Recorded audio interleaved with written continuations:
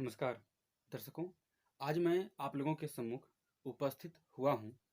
किस रत्न को किस अंगुली में धारण करना चाहिए। ये एक पाम है, हथेली है।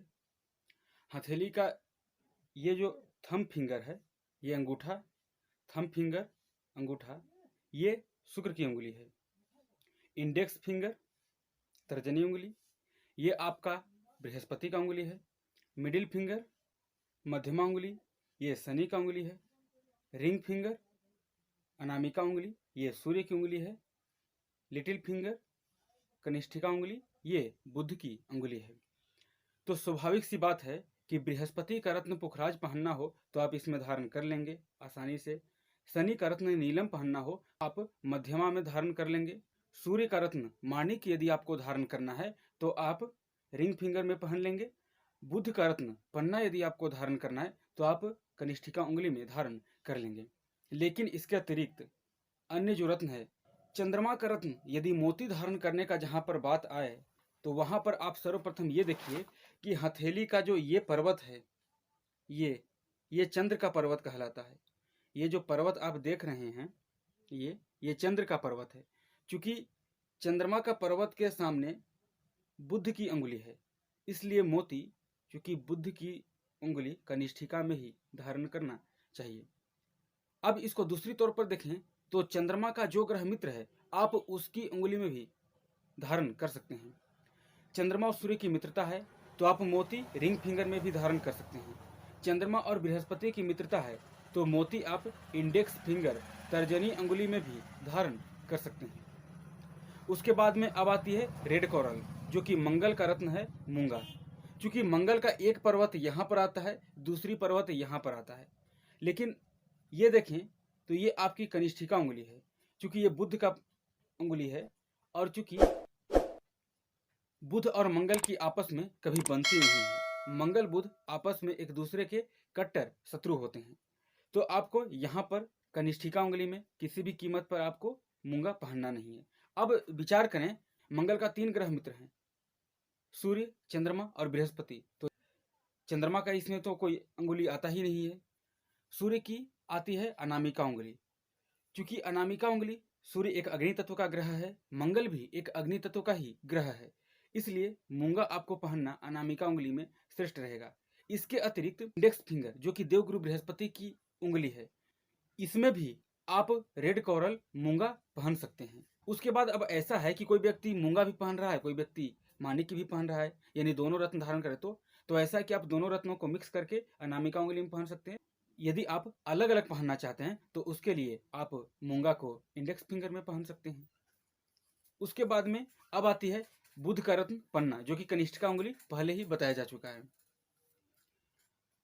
बुध के बाद आता है देवगुरु बृहस्पति का रत्न पुखराज, जो कि इंडेक्स फिंगर सरल है। अब आती है शुक्र का जेमस्टोन डायमंड के बारे में। ओपल शुक्र का सब्स्टिट्यूट है, ओपल शुक्र का उपरत्न है। शुक्र का जो रत्न होता है वो होता है डायमंड। चूंकि शुक्र का पर्वत तो ये आता है और शुक्र का फिंगर, थंब फिंगर आ रहा है, अंगूठा, लेकिन किसी भी व्यक्ति को आप ओपल या डायमंड अंगूठे में तो पहनते हुए आप नहीं देखेंगे। यदि देखते भी हैं तो ना के बराबर, बहुत कम स्थितियों में। इसमें क्या किया जाए? शुक्र के रत्न के लिए यदि विचार किया जाए कि किस अंगुली में धारण करना चाहिए, ये बुध का उंगली है, ये शनि का उंगली है। 2 ग्रह शुक्र के यहाँ पर मित्र हैं, एक बुध और एक शनि। चूंकि बुध की राशि कन्या में शुक्र नीच का होता है, इस वजह से शुक्र का सब्स्टिट्यूट या शुक्र का जेमस्टोन कभी भी कनिष्ठिका उंगली में धारण नहीं किया जा सकता। चूंकि अब आती है मिडिल फिंगर, मध्यमा उंगली, जो कि शनि की उंगली है। यहाँ पर आप डायमंड भी धारण कर सकते हैं और ओपल भी धारण कर सकते हैं। दोनों में से कोई एक आप यहाँ पर धारण कर सकते हैं। एक और यहाँ पर स्थिति बनती है कि शुक्र उच्च का होता है देवगुरु बृहस्पति की राशि मीन राशि में, और देवगुरु बृहस्पति की उंगली है इंडेक्स फिंगर। अतः आप ओपल या डायमंड को इंडेक्स फिंगर, तर्जनी उंगली में भी धारण कर सकते हैं। ओपल या डायमंड को आप इंडेक्स फिंगर में तभी धारण करें जब आपकी कुंडली में शुक्र या तो धनु राशि में हो या फिर मीन राशि में हो।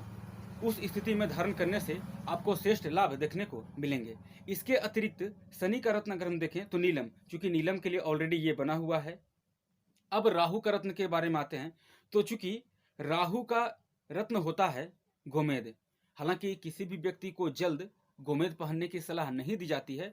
100 में से अपवाद में 1-2 ऐसी स्थितियां बनती है जहां पर व्यक्ति गोमेद पहन सकता है, अन्यथा व्यक्ति को गोमेद जल्द पहनने की सलाह नहीं दी जाती है।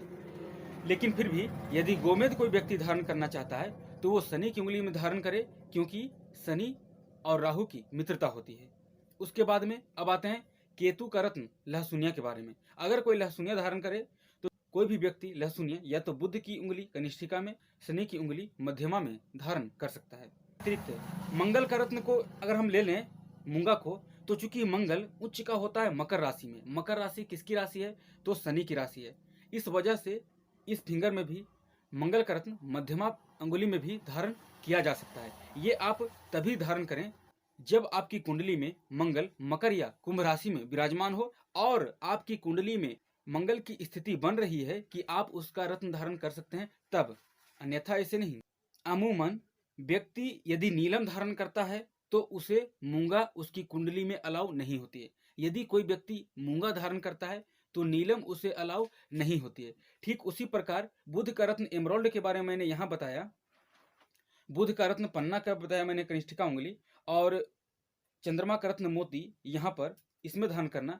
तो इसमें भी देखने में कई बार आया है कि जो व्यक्ति पन्ना धारण कर सकता है उसकी कुंडली के लिए मोती धारण करना अच्छा नहीं होता है, या वो व्यक्ति मोती धारण नहीं कर सकता। यदि कोई मोती पहनता है तो वो व्यक्ति पन्ना नहीं पहन सकता उसकी कुंडली के अकॉर्डिंग। अपवाद में ऐसी स्थिति बनती है जहां पर आप मोती और पन्ना दोनों पहन सकते हैं। उसमें आपको पन्ना आपको इसमें पहनना रहेगा और मोती आप इसमें पहनेंगे।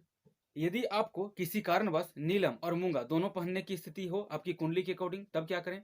तब नीलम आपको बेहिचक आप इसमें पहने मध्यमा उंगली में, और आप मूंगा रिंग फिंगर में धारण करें। ठीक उसी तरह यदि आपको ओपल और पुखराज दोनों धारण हो, पुखराज आप इंडेक्स फिंगर में ही धारण करें और ओपल को या डायमंड को मिडिल फिंगर में धारण करें। अब यहाँ पर एक प्रश्न हर किसी व्यक्ति के लिए देखा जाता है कि रत्न को दाहिने हाथ में पहनना चाहिए या बाएं हाथ में पहनना चाहिए। जो भी व्यक्ति, चाहे स्त्री हो या पुरुष हो, स्वावलंबी हो या जो व्यक्ति कार्य क्षेत्र पर है, उसे राइट हैंड में ही धारण करना चाहिए। अमूमन महिलाओं के लिए लेफ्ट हैंड की सलाह दी जाती है और पुरुषों के लिए राइट हैंड की सलाह दी जाती है। लेकिन यदि महिला कार्य क्षेत्र में है, जॉब में है, तो वो राइट हैंड में धारण कर सकते हैं, इससे कोई दिक्कत नहीं होगी।